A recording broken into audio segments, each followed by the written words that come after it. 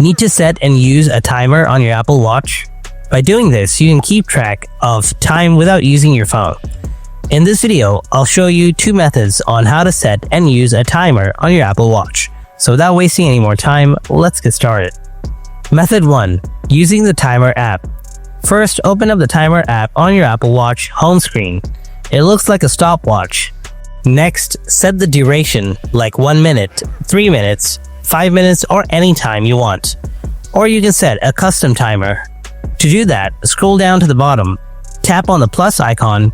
Here, you can set your time to what you want.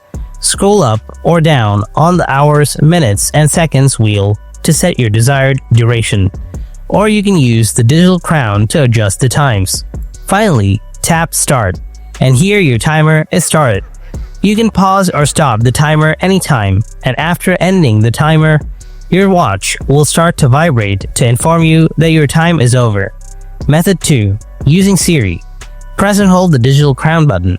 Now say, "Hey Siri, set a timer for 10 seconds," and the timer has been started. Too easy, right? And that's how you can set and use a timer on your Apple Watch. Hope you enjoyed this video, and if you have any kind of questions, then ask me in the comment section below. Thanks for watching. I'll see you in the next video. Until then, stay tuned. Goodbye for now.